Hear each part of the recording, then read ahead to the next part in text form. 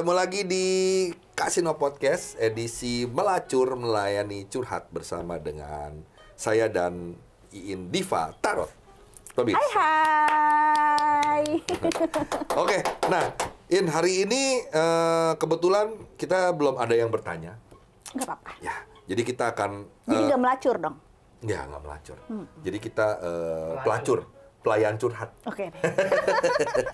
Oke, jadi kita menyambung sebenarnya edisi kita yang kemarin nih, yang season 1. Kita kan sudah ngebahas mengenai tanaman bertuah ya. Ya. Nah, sesuai dengan janji kita bersama, kita akan membahas hari ini adalah hewan yang bertuah. Yes. Berarti hewan-hewan yang nyata, tapi hewan-hewan ini entah somehow bagaimana mereka mempunyai sebuah kekuatan spiritual atau mempunyai kayak mungkin bilang kekuatan gaib kali ya. Gitu. Punya Nah, energi tertentu. energi tertentu seperti kristal dia. Ya. Ya. Nah, kita akan mulai dari house pet dulu, dari hewan peliharaan. Nah, yang ingin tahu apa hewan peliharaan yang Favorit gue lah, apa kucing. tuh? Kucing. Oh iya. Dia kasih rezeki. Energi kerezekiannya bagus. Gue penasaran ini. Sampai sekarang, jujur gue nggak tahu yang disebut kucing telon. Warnanya, warna apa sih sebenarnya? Lu tahu? Kucing telon bukannya kucing Yang itu, katanya? yang 3 warna. Nah, warnanya apa aja? Soalnya gue pernah gini, kucingnya 3 warna nih telon. Oh bukan mas katanya. Loh, kok bukan ke 3 warna? Dia bilang apa gitu, gue lupa. Orang tua itu. Kalau kucing telon, kalau dia nggak ada yang garis-garis tau kan? Nah itu nggak termasuk telon itu. Jadi dia warnanya memang Kadang ada kucing, gue pernah ngeliat. belang-belang apa? Jadi gue pernah ngeliat kucing, dia warnanya itu ada apa ya? Kalau bahasa orang Sunda bilang bulu hiris yang belang-belang abu-abu itu tuh, yang pokoknya belang-belang. Kalau ada itu di kucing yang warna-warni itu nggak termasuk. Oh, kalau dia 3 warna tapi ada Kuning, abu-abu itu hitam. nggak masuk. enggak. Oh, warnanya tadi mesti itu. Putih, kuning, hitam. Umumnya sih biasanya sih begitu.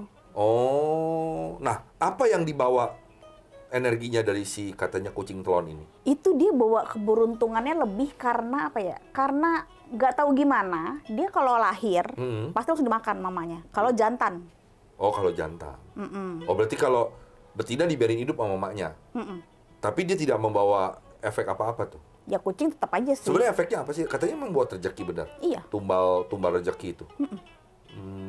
Nah, how about black cat? Black cat nggak ada masalah sih. Ya walaupun memang mungkin kalau di daerah-daerah barat itu dianggapnya kan bawa sial. Sosok yang nyermin gitu apa. Oh, kalau buat kita di Indonesia Enggak. justru black cat itu Gue malah suka sih, pengen gue punya black hoki cat. itu ya. Gue suka Sama banget. gue juga suka banget. Kucing yang hitamnya mulus gitu. Gue pernah Iya. ketemu di jalanan. Aduh, gue pengen pungut ini kucing. Tapi gue takut ada yang punya kok. Mulus banget, cakep gitu. Cuman kayaknya kalau di tradisi Chinese, gue nggak tahu juga ya. Itu katanya kalau dia hitam semua, tapi kalau di ujung-ujungnya ada putih. Oh iya, Jangan. kalau itu betul ya. As a Chinese, gue bisa confirm. Apalagi kalau dia seperti kayak pakai kaos kaki. Iya. Nah, itu Padahal itu lucu kan sebenarnya. Iya, itu nggak bagus.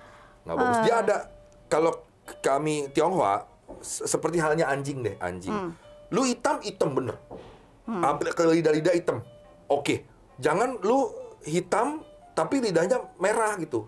Atau ada sedikit putih, sedikit apa di bagian bulu-bulu yang keteknya lah apa itu langsung kayak nggak akan jadi apa-apa ini anjing gitu. Nah, yang kalau gua tahu kucing Manekineko.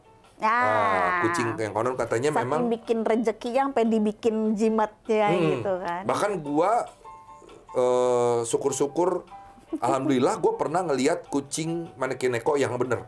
Jadi satu kali gue ke rumah teman gue, tiba-tiba tuh kucing duduk depan pintu. Dia cuma kayak natap ke kayak kanopi rumah teman gue lah, atau kayak dia punya ini namanya apa nih? Langit-langit. Langit-langit lah. Dia liatin, gue bilang lu liatin apa? Gue pikir ada cecek kan. Enggak, dia lihat begini terus dia lihat ke depan, tiba-tiba dia duduk.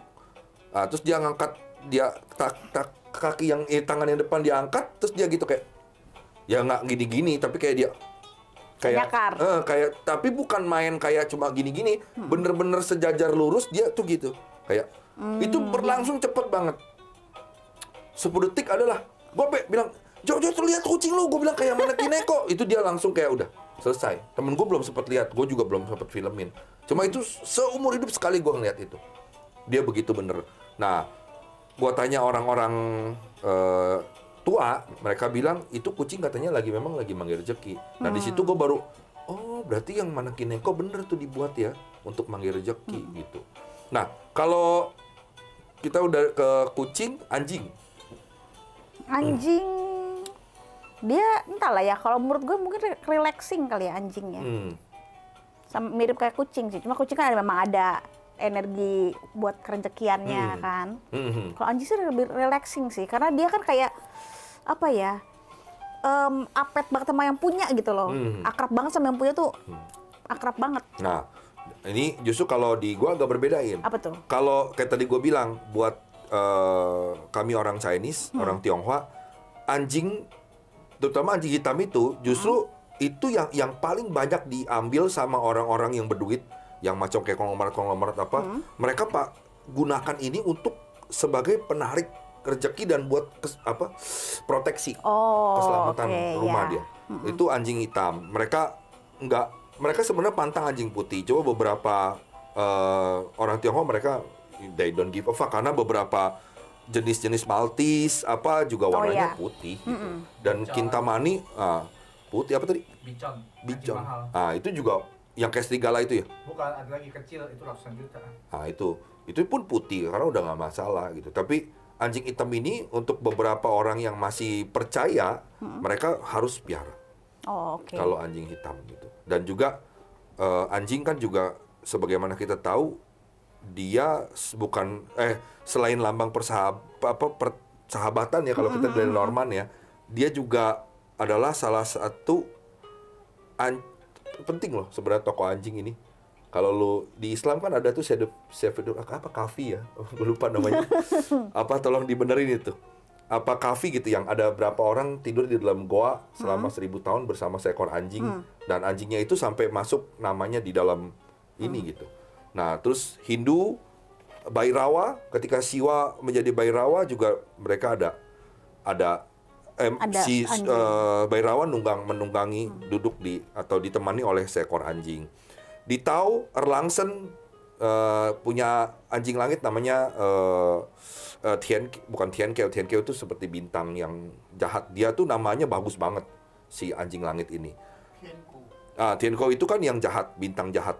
Nah, dia ada namanya nih sebenarnya, Erlangsen nih, anjing langit yang bener gitu. Karena orang sering salah paham, orang Tionghoa menghubungkan bahwa kalau ciong anjing langit, sembayangnya anjing langitnya si Erlangsen. Salah sebenarnya. Anjing langit tuh nggak boleh disembayangin karena dia itu bintang jahat. Dia membawa penyakit, malapetaka, bencana. Justru harusnya kita singkirkan. Ini malah kita salah. Itu pendapat yang salah. Nah, terus juga cerita wayang kan, waktu Pandawa masuk surga, nah ditemani oleh seekor anjing. Nah, anjing ini penting banget sih kalau buat gue. Nah, kembali ke house pet. Never Ending Story lu tau? Never Ending Story. Apa tuh? Itu yang ada Atreyu-nya kan anjing kan? Never Ending Story itu film zaman dulu ada namanya Never Ending Story. Itu ada anjingnya juga itu. Film apa nih, Korea, China? Film Barat. Film Barat. Oke. Cuma nanti kita selidiki ya. Kayaknya gue pernah nonton sih. Mestinya pernah. Mestinya pernah. Ceritanya apa? Dia tentang menyelamatkan satu kerajaan gitulah. Itu bener-bener fantasinya fantasi banget sih. Jadi si anjingnya ini kayak seperti naga gitu, bisa terbang-terbang. Oke. Never Ending Story. Oke, nanti kita munculkan ya di. Dia fantasinya bener-bener tuh. Zaman dulu fantasinya keren sih. Pernah dengar ikan naga? Oh, ikan naga? Ikan naga apa? Arwana. Nah, konon juga katanya dia membawa keberuntungan. Sampai orang Tionghoa bela-belain nggak ada ikannya, dia bikin pakai patung atau lukisan. Oh iya, lukisan. Arwana. Nah, terus lohan juga katanya. Ikan lohan juga. Katanya melambangkan seperti kepalanya dewa panjang umur. Terus udah gitu Ikan mas koki. Ikan mas. Pernah dengar orang Tionghoa nih jumlahnya mesti segini nih, ikannya nggak boleh ini. Itu gue lupa, dan gue sebenarnya don't give a fuck juga sih, nggak terlalu kayak, gue nggak terlalu suka gambar ikan mas di rumah harus gue. ganjil sih itu.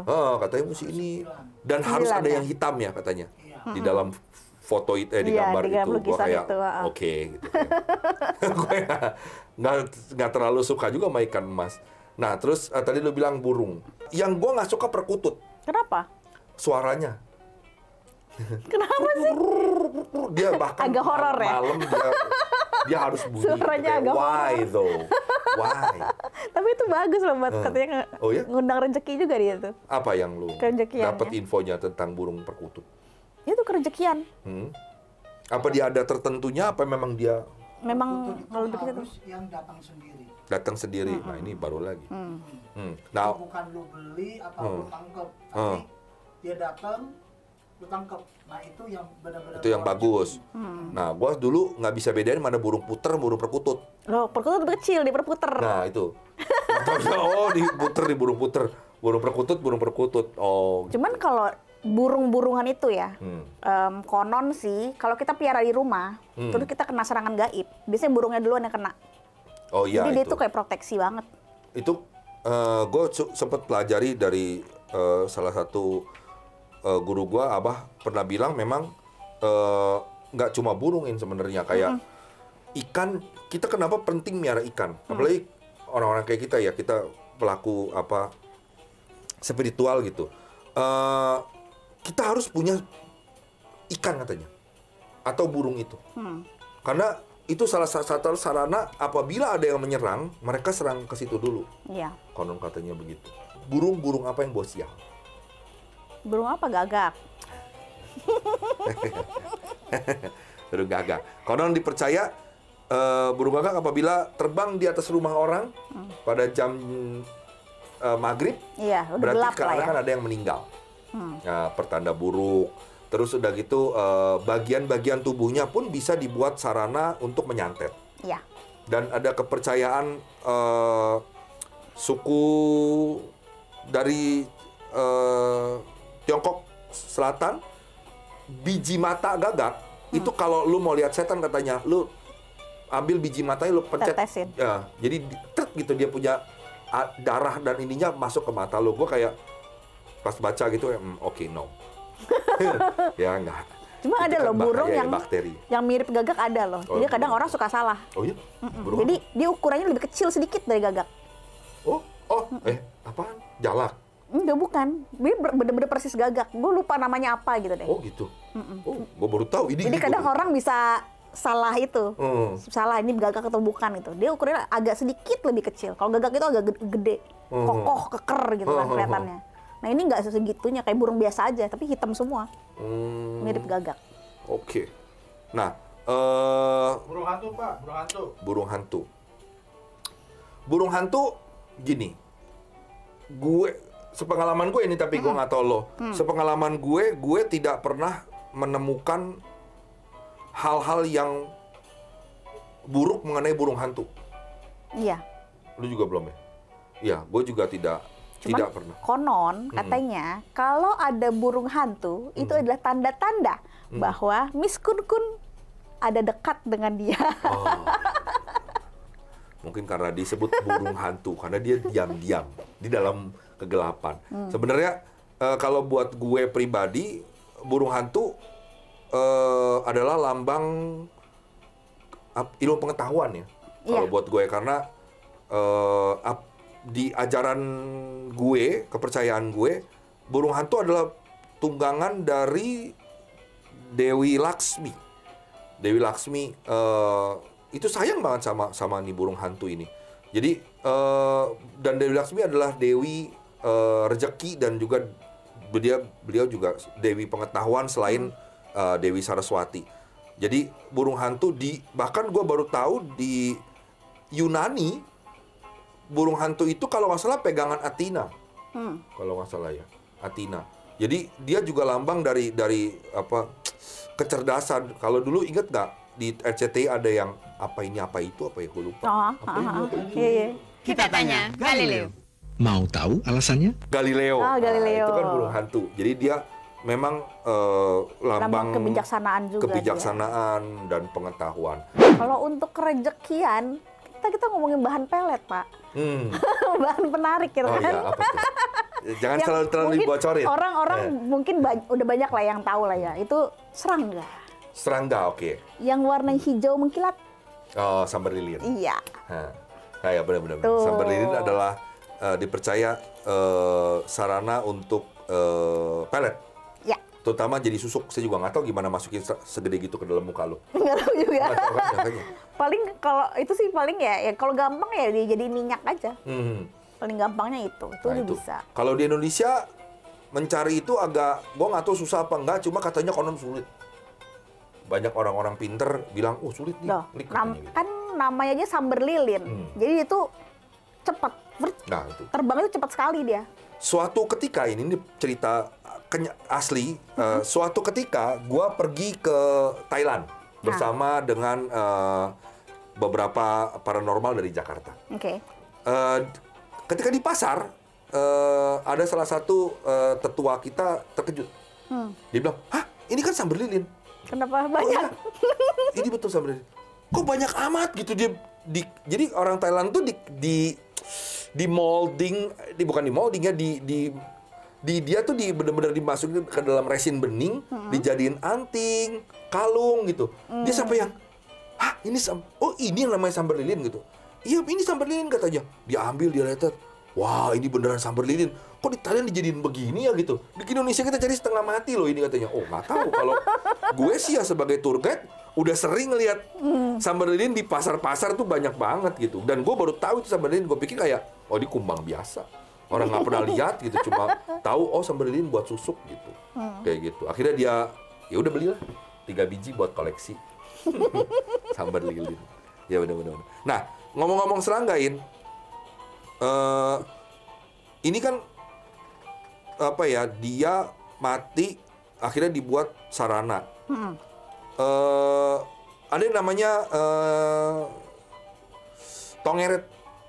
Kalau bahasa Inggris kan cicada ya, cikada. Gue udah selalu lupa tuh Inggrisnya cikada. Yang kalau teman-teman kalau tahu tongeret ini kan bahasa orang Sunda ya. Kalau nggak tahu bahasa ini, dia itu kalau yang di bambu kalian sering dengar yang nging gitu. Nah itu barang menjangkrik dia bisa bunyinya tuh. Ya. Jadi dia bernada. Dia beradu. Tapi nggak juga loh, Mak. Jangkrik itu jarang berbunyi siang. Tongeret itu kan siang doang dia bunyi. Nah, jadi kenapa tongeret? Tongeret ini punya sayap tubuh yang indah. Oh ya? Ya. Kalau lu pernah lihat hewannya, itu cakep banget sayapnya. Sayapnya cantik banget. Dia juga mukanya bener-bener keren. Sebagai serangga gue lihat tapi ini tongeret nih aslinya. Dia bagus banget mukanya, sayapnya. Apalagi kalau dia kena sinar matahari ya itu bener-bener kayak pakai jubah bagus banget. Dan dia bisa bunyi sampai segitunya. Dan konon tongeret dipercaya di Thailand sebagai hewan yang bisa mendatangkan keberuntungan. Karena dia konon bukan bertapa sih. Jadi katanya konon tongeret itu kalau dia bertelur, telurnya jadi ulet, dia turun ke bawah, dia masuk ke dalam tanah, di dalam tanah tuh diem aja. Bisa sampai 30 tahun lebih. Di dalam tanah. Kalau jatuh? No, dia kan jatuh sendiri kok. Jatuh sendiri. Dia netes, uletnya akan turun ke dalam tanah. 30 tahun dia bisa lebih di dalam tanah itu. Dia cuma makan kayak akar-akaran, terus biji-bijian kayak gitu-gitu. Dan dia bisa awet di situ. Nanti kalau dia udah siap, dia naik ke atas pohon, dia jadi kepompong, dia netes, baru jadi tongeret, dia nging, kawin, mati. Lipan? Iya tadi bos buncit. Bilang lipan.